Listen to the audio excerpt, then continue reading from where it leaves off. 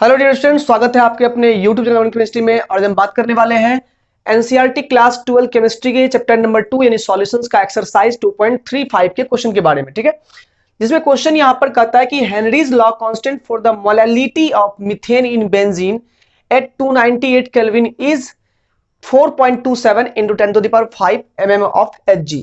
मतलब कि जनरली जो हेनरी लॉ होता है, हम लोग जानते हैं कि partial pressure of gas is equal to होता है के एच यानी हेनरी लॉज कांस्टेंट गुना मोल फ्रैक्शन ऑफ गैस के इक्वल होता है। ठीक है, लेकिन यहां पर अगर हम बात करें तो यहां पर हमारा मोल, यहां पर जो कंसंट्रेशन है, जैसे यहां मोल फ्रैक्शन कंसंट्रेशन के रूप में लिया गया है, उस केस में हेनरीज लॉ कांस्टेंट का वैल्यू कुछ और होता है। लेकिन यहां पर बात करें, यहां पर कंसंट्रेशन के प्लेस पर जो है ना मोलैलिटी भी ले सकते हैं, मोलैलिटी भी ले सकते हैं। यहाँ कंसंट्रेशन के प्लेस पर आप कुछ भी ले सकते हैं। तो प्यारे बच्चों, यहां पर क्या है कि इस सवाल में मोल फ्रैक्शन के इंस्टेड उस गैस का जो कंसंट्रेशन है, यहाँ पर मीथेन को हम लोग बेंजीन में डिसॉल्व कर रहे हैं। ठीक है ना, solubility of gas in liquid का एग्जांपल ये है, तो यहाँ हेनरी लॉ ही काम करेगा।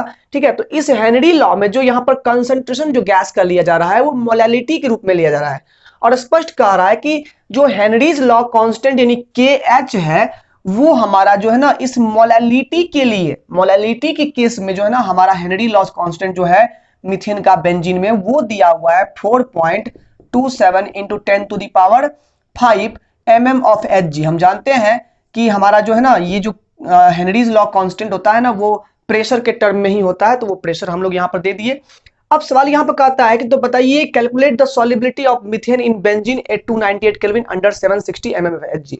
मतलब ये हो गया कि यही हम अगर हमारी सॉलिबिलिटी अगर 760 mm ऑफ Hg प्रेशर के अंडर में रखी गई हो, सॉलिबिलिटी अगर हमारी रिसर्च की जा रही हो, तो बताइए यहां पर तो मीथेन की सॉलिबिलिटी कितनी होगी बेंजीन में 298 केल्विन पर, यानी कि कितने कंसंट्रेशन में मीथेन घुलेगा। तो सिंपल सी बात है, सॉलिबिलिटी क्या होता है? सॉलिबिलिटी कंसंट्रेशन है, मैक्सिमम कंसंट्रेशन जो कि उस दिए गए टेम्परेचर और प्रेशर पर किसी भी कोई भी गैस जो है किसी लिक्विड में घुल सकता है ना।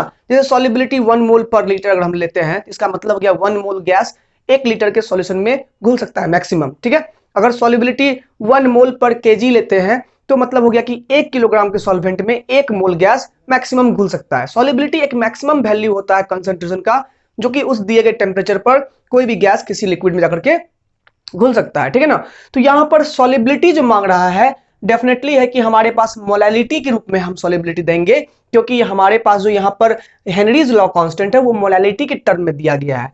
तो फिलहाल हम लोग यहाँ पर हेनरीज लॉ की अगर बात करें तो यहाँ पर P gas is equal to कितना हो जाएगा, ये हो जाएगा KH, मतलब हेनरीज लॉ कांस्टेंट गुना कंसंट्रेशन जो मोल फ्रैक्शन जनरली होता है, यहाँ पर हम लोग ले लेंगे यहाँ पर कंसंट्रेशन, और ये कंसंट्रेशन कैसा कंसंट्रेशन रहेगा?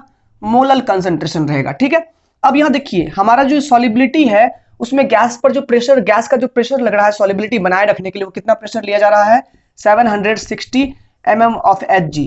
ठीक है ना, मतलब कि ये हमारा 760 mm ऑफ Hg लिया जा रहा है यहाँ प्रेशर। अब देखिए यहाँ पर ये किसका प्रेशर है?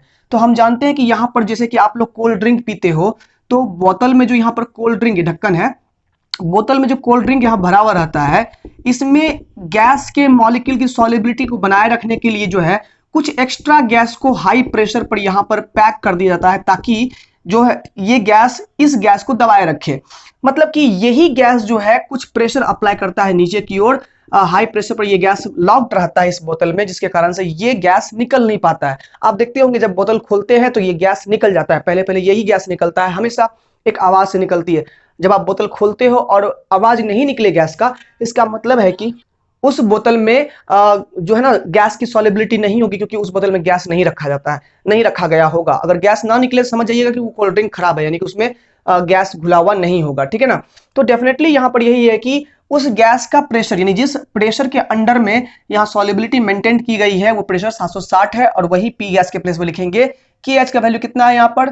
4.27 इंटू 10 टू दी पावर 5, और यहां पर हम लोग को C निकालना है, मैंने कंसंट्रेशन निकालना है, यही C निकालना है हम लोग को, यही C सॉलिबिलिटी का मान देगा, यही C बतलाएगा कितना ये मोलल कंसंट्रेशन के रूप में है, मैंने मोलैलिटी है ये C कंसंट्रेशन, तो ये बतलाएगा कि 1 किलोग्राम के हमारे इस बेंजीन में कितने मैक्सिमम मोल उस गैस के, मीथेन गैस के घुलाए जा सकते हैं उस दिए गए टेम्परेचर और इतने प्रेशर पर। ठीक है, तो ये सॉलिबिलिटी ही बतलाएगा। ठीक है, देयरफॉर सॉल्युबिलिटी यानी C इज इक्वल टू कितना हो जाएगा हमारा 760 divided by 4.27 into 10 to the power 5 हो जाएगा। तो प्यारे बच्चों यहाँ पर पॉइंट उड़ाएंगे तो यहाँ पर जाएगा 100, ठीक है, ये 100 चला गया। अब देखिए यहाँ पर 707 बटे 427 कीजिएगा तो ये आ जाएगा 1.78, ये 1.78 आ जाएगा और इंटू 10 टू द पावर यहाँ पर 2 होगा और यहाँ पर 5 है तो 2 - 5 कितना हो जाएगा -3 और ये आएगा हमारा मोल पर केजी में, क्योंकि हमने मोलैलिटी के टर्म में हमने यहाँ पर लिया हुआ है सॉल्युबिलिटी को, ठीक है। तो यानी कि इस सॉल्युबिलिटी यानी कि मोलैलिटी का वैल्यू आ गया सॉल्यूशन का 1.78 इंटू 10⁻³ मोल पर केजी। इसका मतलब ये हो गया ये मैक्सिमम मोलैलिटी है जो पॉसिबल है इतने टेम्परेचर और प्रेशर पर इस मीथेन गैस को बेंजीन में घुलाने के बाद, यानी कि इससे अधिक मोलैलिटी नहीं हो सकती है, इससे अधिक हम गैस को ऐड नहीं कर सकते हैं जब टेम्परेचर इतना है और प्रेशर इतना है। सॉल्युबिलिटी का जब भी वैल्यू आता है किसी न किसी कंसंट्रेशन टर्म के रूप में आता है और हमेशा वो मैक्सिमम वैल्यू होता है। मतलब ये हो गया कि 1 किलोग्राम का अगर हम बेंजीन लेंगे इतने टेम्परेचर और इतने प्रेशर पर तो डेफिनेटली है कि उसमें 1.78 इंटू 10⁻³ मोल मीथेन का ही उसमें डिसॉल्व हो पाएगा। इससे अगर थोड़ी सी भी अधिक हम मीथेन देंगे तो वो मीथेन अनडिसॉल्व रह जाएगा। तो सॉल्युबिलिटी का यही हमारा आंसर हो गया मोलैलिटी के रूप में, समझे बात को। तो आई होप आपको समझ में आ गया होगा ये वीडियो। एनसीईआरटी ऐसे ही वीडियोस के लिए हमारे चैनल को सब्सक्राइब करें और वीडियो अगर अच्छा लगा हो तो इस वीडियो को लाइक भी जरूर करें। मिलते हैं अगले वीडियो में, तब तक के लिए बाय।